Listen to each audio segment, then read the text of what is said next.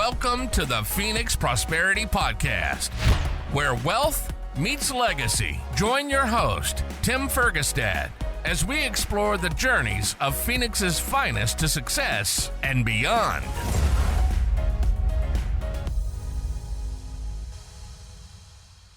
All right. Hello, this is Tim Fergestad. Thank you for joining us. My pleasure. My guest today. Oh, yes. Thank you, Jeff. My guest today is Jeff Bernick, a CEO of one of Arizona's largest social service nonprofits. After nearly 3 decades as a management side labor and employment attorney, Jeff now leads a complex mission-driven organization, bringing a rare blend of legal insight, operational leadership, and people-first decision-making. Welcome again to the show, Jeff. Thanks so much for having me. All right. So you've been doing this for about 7 years. Yeah. So I always envisioned doing something impactful at the end of my work life, and was able to bring that to fruition by in 2018 having the good fortune of being offered the CEO position at the Centers for Rehabilitation. The Centers for Rehabilitation, as you mentioned, is one of Arizona's largest social services nonprofits. It's almost 60 years old, and its mission is to provide a wide range of services to intellectually and developmentally disabled adults. So we serve the population 21 years and up, and we do that in a variety of programmatic ways. As an initial matter, we have a campus in Tempe, which is our hub, where we run a large day program, which operates much like a school day. In length of time.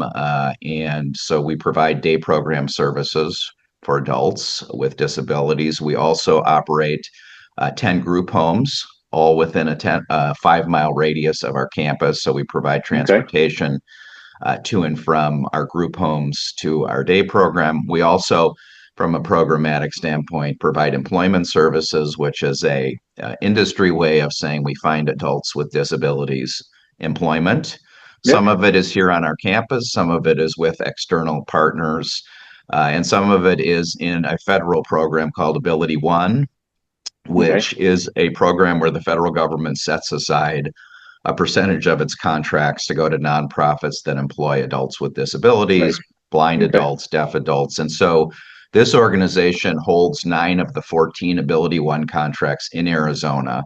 So it's a big part of our revenue. It's about 1/3 of our annual revenue. And we do, just by way of illustration, Tim, a lot of work on the Air Force bases. For example, we do food service, custodial and grounds. And in order to be an Ability One vendor, 65% of your workforce has to qualify as disabled under the program's definition. So it's super mission fulfilling in that we provide adults with disabilities employment across Arizona at all the different bases. We do work at Luke Air Force Base, Davis Monthan in Tucson, Fort Huachuca down in Sierra Vista, the Marine Base in Yuma, among others. So it's a really great program, and it's really transformational, not only for the supported individuals that work in it, but for their families. Many of these families, Tim, didn't envision their child working, let alone, working, hand in hand with our airmen and women. It's really a cool thing to see. And it's awesome, honestly, to go watch that magic happen. And it's cool to get a paycheck and everything, but it's more than that. It's being part of a team. It's being counted on to be somewhere. It's having purpose and a place. Absolutely. Awesome. That's great. You reminded me of 2 things I looked up here. I've had Tanner Gears on the show. I don't know if you know him. He's the founder. He's blind and is the director of accessibility officer. Which is I'm not sure if I've met Tanner or not. Okay. But it's similar, right? It's getting blind accessibility positions in places in different industries and businesses. And Chris LaFollette was on the show. He's the president and CEO of Arizona Industries for the Blind. Right. Okay. I assume they're a bit bigger. What's that? Chris LaFollette's program is a lot larger, I believe. Yeah, You're maybe. I familiar with mean, them. we're a pretty big outfit. We have over 400 employees. Our gross Wow. revenues annually are between 23 and 25 million. So we're different Wow. than a typical nonprofit, right? Because most nonprofits, Tim, I come to you and say, Tim, hey, make a donation. Here's what we do. It's really important work, and it all is. Right. But we run a pretty sophisticated business. What I described to you programmatically, we get Hmm. reimbursed by the state of Arizona for those Okay. services. Unfortunately, we get reimbursed for about a little less than 80 cents for every dollar it costs us to produce the service. So what we've done is we've developed other revenue streams that are mission Hmm. fulfilling to make up for those Right. differences. Excellent. By way of example, the Ability One program, which I shared with you, generates revenue and a small profit that we shovel into our loss at the state. We also operate on our campus the third largest shredding and data destruction company in Arizona, behind Iron Mountain and Shred It, which are two national public companies. We've got about 3,000 customers. So we have adults with disabilities working in our warehouse. Okay. And we make some money doing that too. And all of that goes into to making it work around here. Sure. Sure. Okay. So, describe the main campus for me. For example, are there residences on the campus? No, so we have Okay. about 11 acres here in Tempe, and we're just next to the Ken McDonald Golf Course, if you know where that is. Hmm. Um, uh, we house our day program here and all of our Okay. administrative teams, which are, finance, IT, HR, people like me, the non-revenue folks. We also have our day program right here on our campus, and we were fortunate enough to do almost a complete rebuild and modernization of our campus buildings here. So over 50,000 square feet. We just cut the ribbon back in May. So we Okay. have a really beautiful kind of state of the art IDD space, which I think sets the organization up to continue to be a leader in this space in Arizona for decades to come. I'm super proud of having pulled that off, and it's really cool.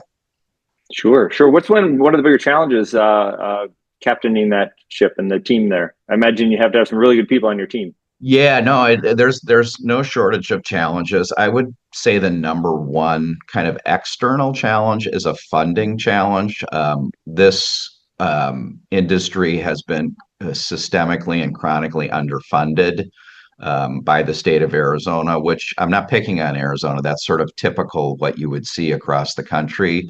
Back in the late 60s, a decision was made. Back then, as your child became an adult, your options were stay home with them, which often Hmm. meant Tim quitting your job or institutionalize them. Right. And so the parents in the late 60s were really pioneers and planted the seeds, for example, of our organization saying, hey, we need new, different, and better options for ourselves and for our kids.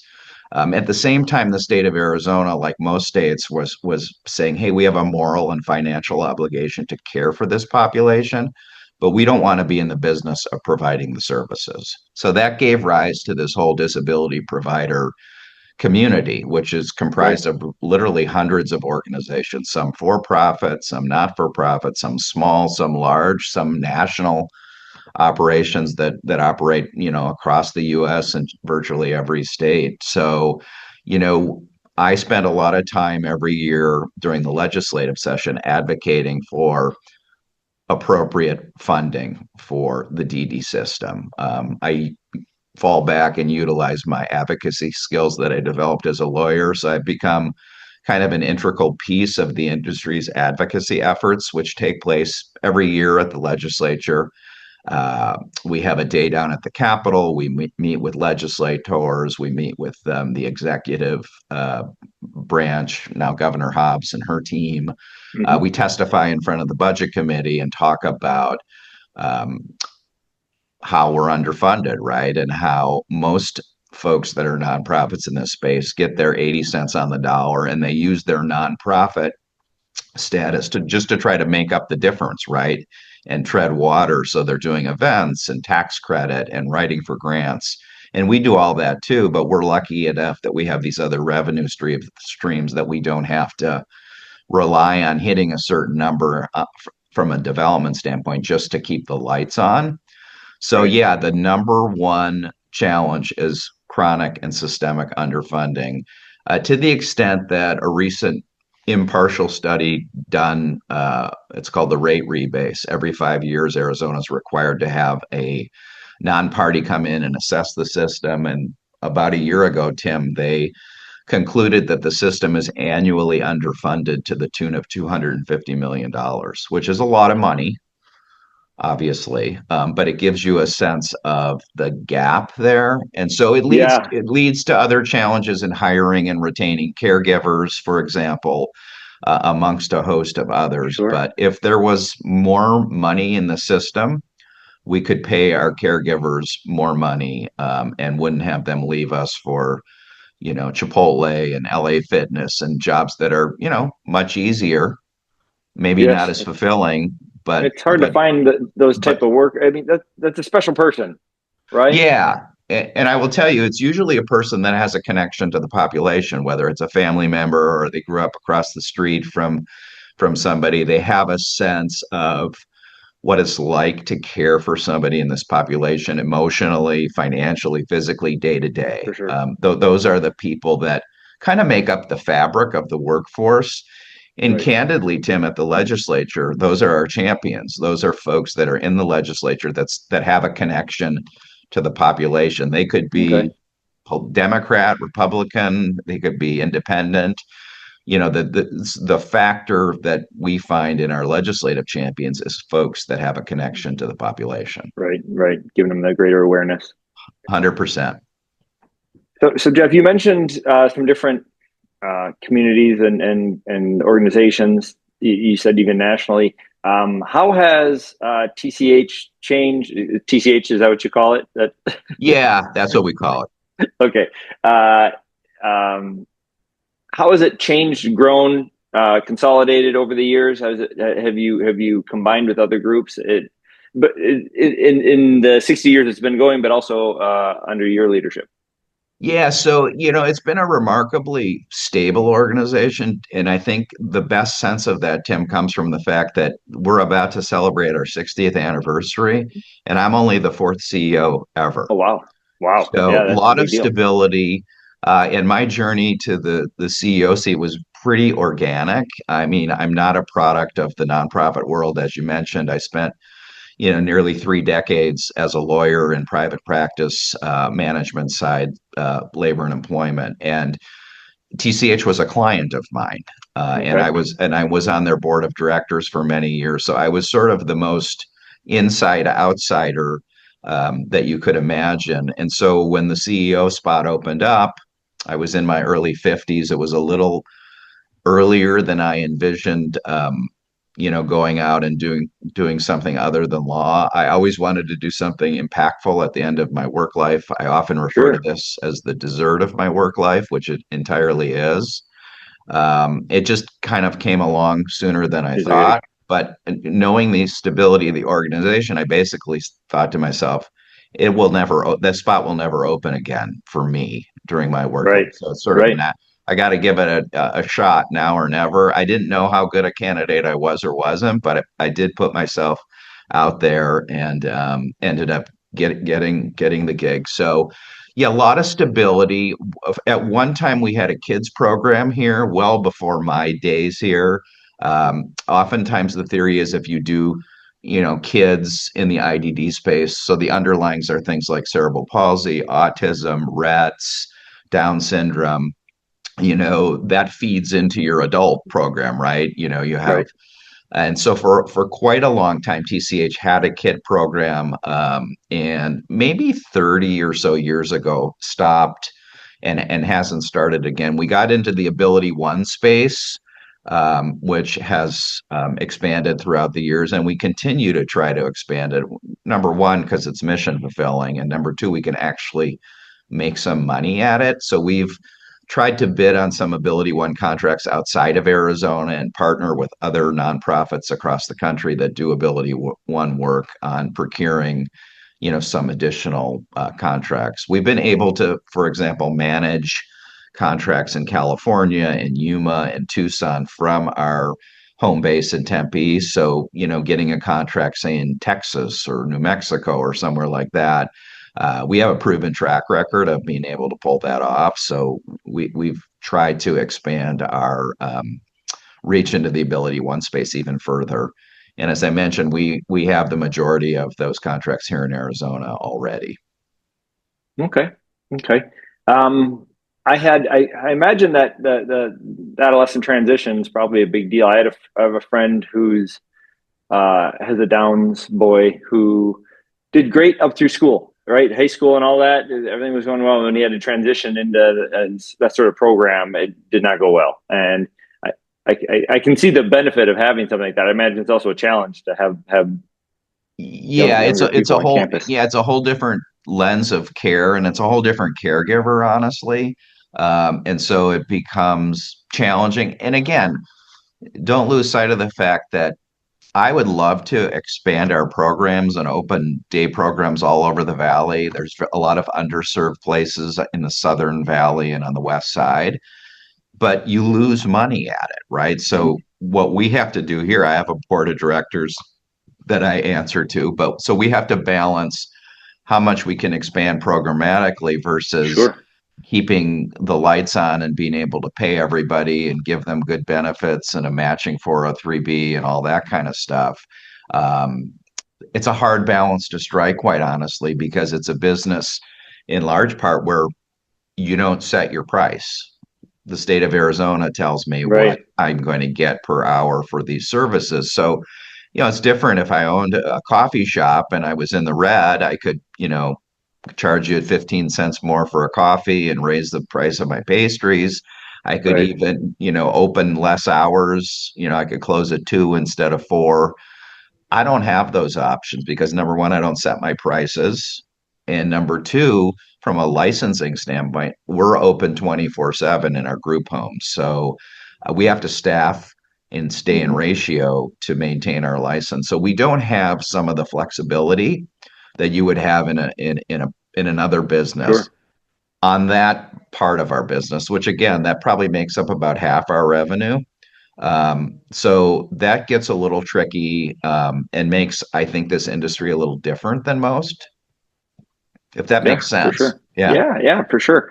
Um, with that said, I mean, under your greater mission, are there a few goals that you're pushing forward for, particularly maybe right now, or again under your leadership, that initiatives you're trying to work for, even with restricted resources? Yeah, I mean, we have a number of them. From a programmatic standpoint, there's certain programs that we are trying to expand our footprint in, um, and at the same time balance that against what our core mission is. Right. From a cultural standpoint, I have found that to be the singular most challenging thing. We're on really pretty good footing when it comes to our physical assets. We own all of our buildings. We own all of our group homes. So we're in a place where we're not paying rent, which most Yep. disability providers don't have that advantage. So from my standpoint, when somebody pops into my office and has a cool programmatic idea that maybe we've never tried before, and we look at it and it's like revenue neutral, or maybe you lose money at it, I can more often than not take a swing at it because we can absorb it because of the advantages of these additional revenue streams and owning our real estate, which again, Okay. these are advantages that are somewhat unique to TCH in this space. I'm grateful for it. I stand on the shoulders of folks that came before me that have you know provided the foundation that we're building on. From a cultural standpoint, we're spread out geographically. Maybe 20 to 25% of our employees are here on our campus. Those are the easy folks that, when I walk around, I see them every day. I know, Right. who they are and, who their kids are and what they like to do in their free time.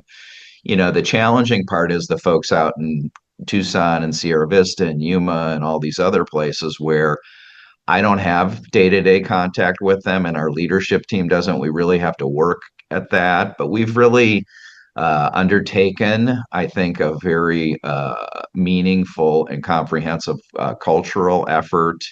Uh, we have hired an outside facilitator, Catherine Alonso at Javelina. I'll give her a shout out. She's awesome.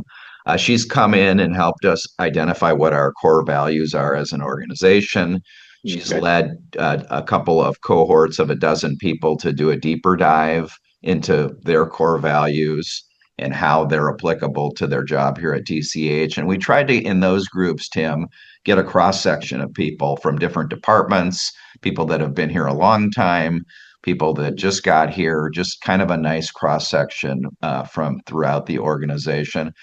We also just recently had what we called our first TCH day, where we brought all 50 managers and supervisors here to Tempe, Okay. and we did some training with her. And we announced what I think is a really interesting initiative called TCH 2035, which Okay.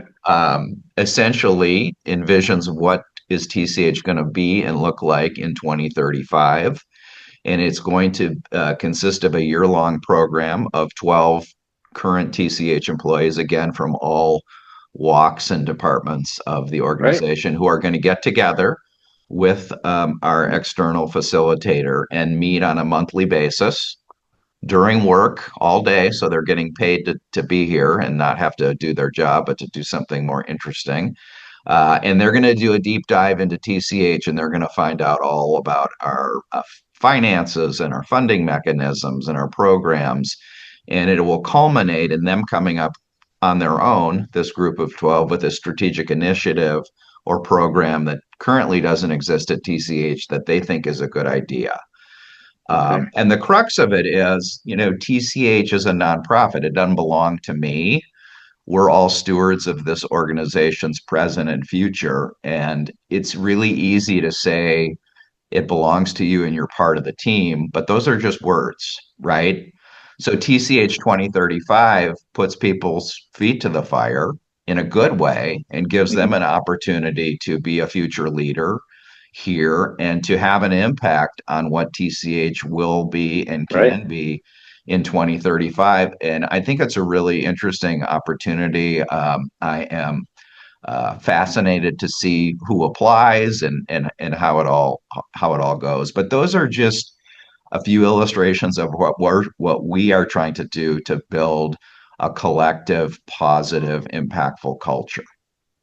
Like, yeah, it sounds like a very good exercise. I think, um, uh, well, you remind me of, so we have something called the Impact Lending Fund, one of our investments. It's one of our evergreen ones.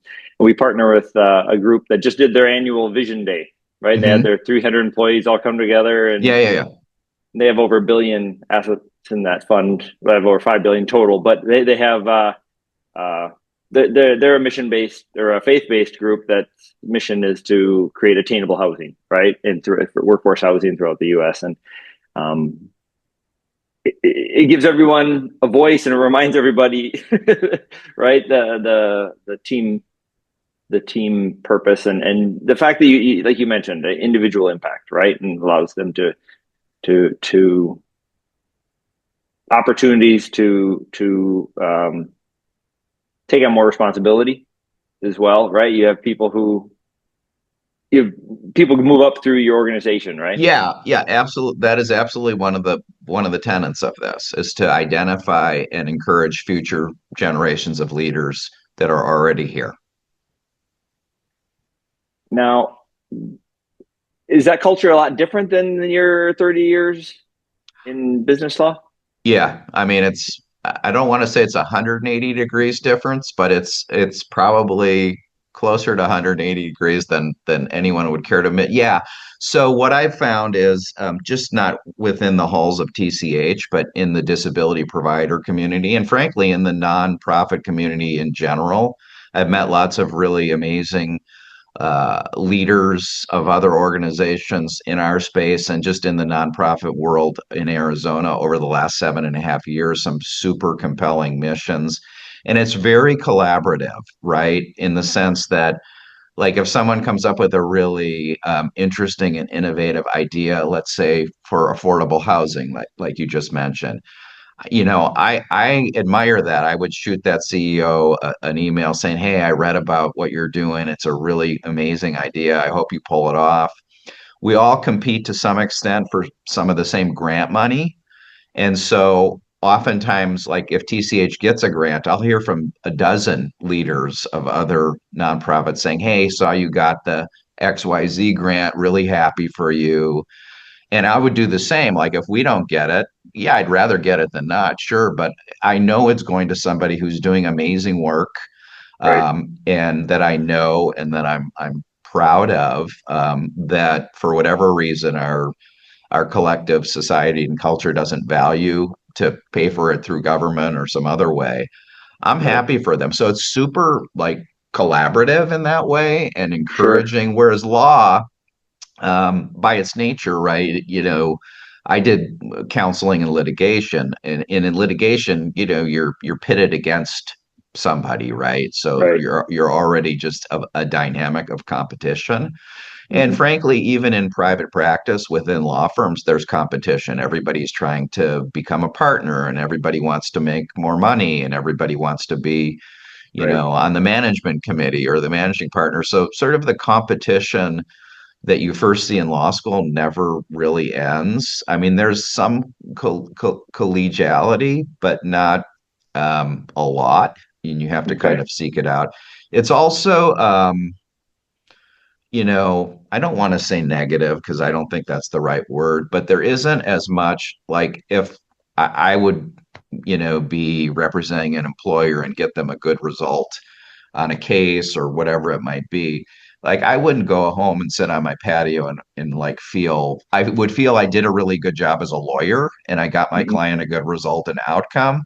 But that Right. would sort of be the ceiling of how I would feel about it. Whereas here, I mean, I get up and everywhere I go every day, I feel great about what I'm doing and I feel impactful about the different stakeholders that I'm serving here, which includes our supported individuals, our parents and guardians, our board of directors, my amazing colleagues that I work with. So, this place has a lot of stakeholders and they don't always want the same things. So there's some, challenge in managing those differing expectations, right? And, one Sure. decision that I end up making impacts everybody, right? When you have finite resources and you decide I'm going to spend it on this, you're naturally deciding you're not going to spend it Yeah. And you're saying on no to a bunch something of else. other And there's things. a lot Yeah. of value and merit to those something else's, right? And so, it leads to some, hard conversations. But, I read recently where, the number one thing that holds an organization back is avoidance. And it's really avoidance of hard conversations, hard issues. I do it this all the time. I did it as a lawyer. I still do it. The harder things, sometimes you say, I'm not up for this today. I'll put it off. Maybe it'll solve itself, right? But it usually doesn't. So I've tried to sort of level set and take on hard conversations and just approach them maybe differently and but to have them because the danger in not having them is people they come to their own conclusions as to why I didn't fund their program, for example, right? And it Right. might be something totally different than what the actual reason was. So I do think there's a ton of value in having those conversations and having transparency and having I like the concept of radical honesty, but I don't think it always works in the world. So I would say honesty the to the highest ceiling you can get it to, right? I think is valuable, but you have to be ready to hear, you know, stuff you want to hear and stuff you don't want to hear, right? Sure. Yeah. Sure. Now that's a good point. I mean, I've seen that in other industries as well. It's great to hear that the nonprofits that you work with and interact with have an abundance mindset, right? You're all cheering for each other. Yep. Uh, Absolutely. the legal, I mean, the scarcity mindset can be pretty tough. It doesn't create great environments to work in. Uh, Yeah. It's just odd. Like when I think of competing for clients, which I did a lot of, right? We're all trying to get the big employer client, right? All the firms. versus us competing for a grant, all of the nonprofits. Like, if I got the big employer client, my competitor didn't call me and say, "Hey, really thrilled for you that Right. you got Microsoft as your new client," right? But in this world, you do get that call, and That's awesome. and they do want to know, "Hey, what are you going to do with that grant?" Like, I'm really excited to see how that impacts your organization. Looking forward to seeing that program grow or whatever, right? It's just it's a different deal for sure. Right. And that's extra impressive too, because I mean, as we talked about earlier in the conversation, abundance mindset kind of requires positive thinking and that it's not a zero sum game, but your resources are limited. You Oh guys, yeah. so it's extra impressive anyway that you guys can all be that caring and thoughtful and keep that collegiality at that level anyway. I often like to ask people as we wrap things up about legacy plans. It seems like you've shifted, your work just naturally shifted into doing something super impactful and purposeful. Do you have sort of plans for how long you might want to do it, or Yeah, it's a great question. I imagine you'll transition and stay on the board for a while, Yeah, regardless. I don't know. So here's where I'm at. The board approached me a couple years ago when my contract was up, and they basically said, "Hey, we want to give you a lifetime contract, Jeff." And I was sort of like, obviously happy, flattered, all those things. But I was honest and said, I don't know what my lifetime of work looks like. I said, so let's do this. Let's do a 5-year deal, and then we'll see where we're at from an organization standpoint. We'll see where Jeff is at from a personal standpoint and go from there. So I'm literally halfway through the 5-year, which will take me, close to my 64th birthday. But I love it. And if you had to press me today, I would probably say I would work beyond that. I love this place. I enjoy coming here every day. I feel like I'm making a difference. And it's interesting. I don't care about individual stuff anymore. I kind of got all that as a lawyer, candidly. And just trying to get this place to its highest collective ceiling I can, together with the folks here, and to leave it in a place where it's set to continue to thrive and succeed going forward. We have the physical space.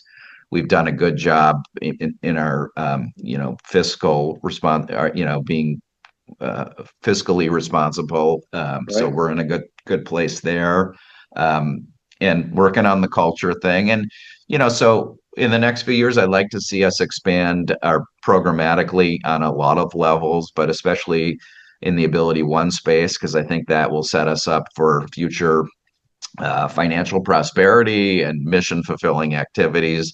The new building is certainly a piece of my legacy that I didn't imagine was going to happen, Okay. but it did.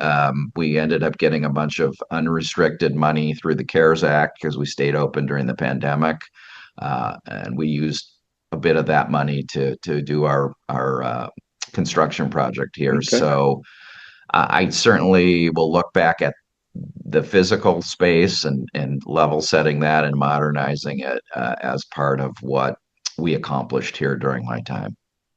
Excellent. Yeah, you're making the torch shine brightly before you pass it on. That's awesome. I hope so. That's awesome. Okay, so Jeff, if people would like to connect with you or learn more about the Centers for Rehabilitation, where can they go? What should they do? Well, reach out to either myself at Jeff Bernick at tch-az.com, or Dawn Hawking, who is our development director, or just Google us and stop by. We give tours every day. We have volunteer opportunities. We hold events. We qualify for the Arizona dollar for dollar tax credit, so it doesn't cost you anything to donate up to $1,000 annually. And I would encourage everyone who listens to this to take advantage of the tax credit. Even if you don't give it to TCH, give it to some qualifying nonprofit out there. It is the state of Arizona's way to incentivize you to be philanthropic. Doesn't cost you anything. You get a full credit for it on your taxes. So if you give $1,000, you get $1,000 credit on your next Below the tax. line. Yeah, so it's an awesome program that everybody, frankly, should participate in, either as a married couple or as an individual.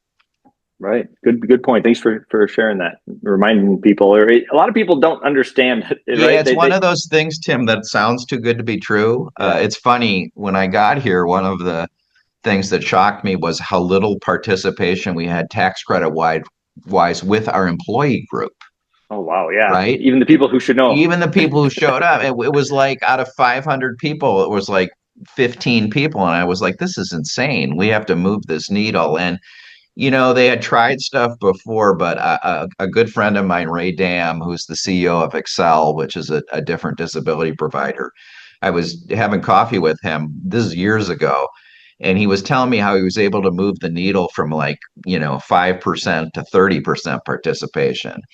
And it really was simple. It was a slide of a paycheck, right, that said Tim on it. And it showed your same take home pay. And you know how it shows your taxes on the side? It showed that the money we're asking for is coming out of the taxes that you're already sending to the state of Arizona. So it's not costing you anything. You're just redirecting the state of Arizona how to spend your tax dollars, Right. instead of them spending it on something that you may not care so much about. Right. So it was just very powerful for people to see that. And then we built it into our onboarding with new employees. So we kind of got them right away. And that's what I was going to say. Yeah, you got to train them right away. Yeah, we've managed to really move the needle where we're at about 40%, so 40% of way better. 400 is what? Yeah, a lot, right? It's triple digits. So yeah, people underutilize the tax credit. It's definitely something folks should be doing. For sure. All right. Well, thank you, Jeff. Thank you, everybody, for listening and watching. Thank you, Jeff Bernick, for sharing your story and insights and the incredible impact you're having here in Arizona. I appreciate the kind words, Tim. My pleasure. Inspired by our guests? Visit PhoenixProsperityPodcast.com/guest and join us on the show and share your success story with Tim. The spotlight awaits.